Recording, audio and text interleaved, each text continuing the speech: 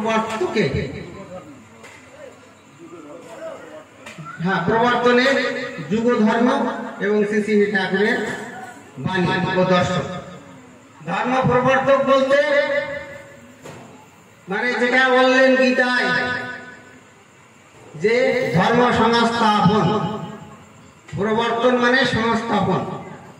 তাই গীতায় যে কথা বললেন যে যদা তদা হি ধর্মস্য গ্লানির্ভবতি ভারত অদ্ভুতানায় ধর্মস্য তদা আত্মানাং সৃজন্মাহাং পরিত্রায় সাধুনাং বিনাশায় চ দুষ্কৃতাং ধর্ম সংস্থাপনার্থায় সম্ভাবামি যুগে যুগে। ভগবান বললেন যে যখন যখন ধর্মের গ্লানি হয়, আমরা অনেক সময় আমাদের ভ্রান্ত ধারণায় আমরা বুঝে ফেলি যে যুগে যুগে বলছেন না, যদা যদা হি। আমরা অনেক সময় ভ্রান্ত ধারণায় বলে বসি যে সত্য ত্রেতা দ্বাপর কলি এই বোধহয় যুগ, কিন্তু এটা হলে ভ্রান্ত ধারণা হবে।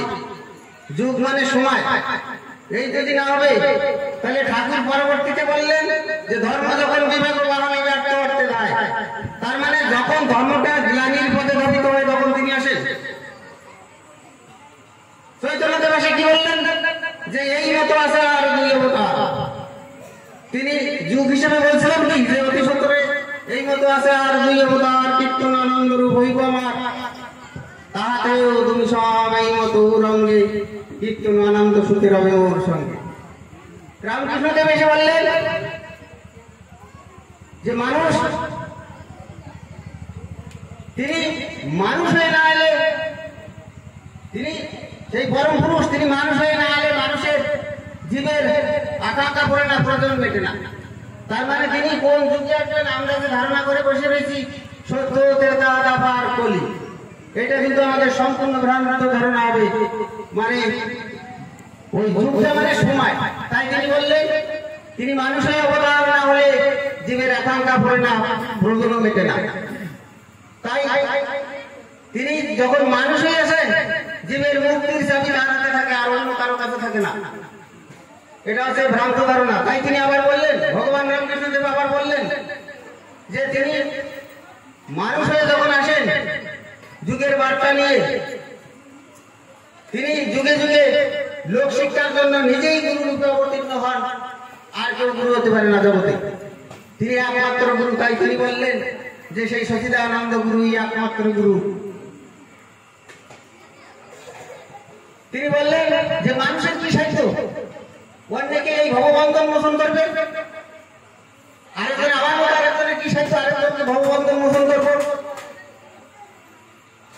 যার ভুবন মোহিনী মায়া, তিনি ছাড়া এই ভববন্ধন আর কেউ মোচন করতে পারে না। তাই তিনি একমাত্র গুরু। তিনি বলে দিলেন যে সচিদানন্দ গুরুই একমাত্র গুরু, মানে তিনি ছাড়া আর কেউ গুরু হতে পারে না, একমাত্র তিনি, একমাত্র গুরু। ভগবান গীতাতে সেই কথা বললেন, ভগবান গীতাতে সেই কথা বললেন যে দৈব সাধনময়ী মম মায়া দূরত্বয়া মামে প্রভাবন্তে মায়া নেতং করন্তিতে।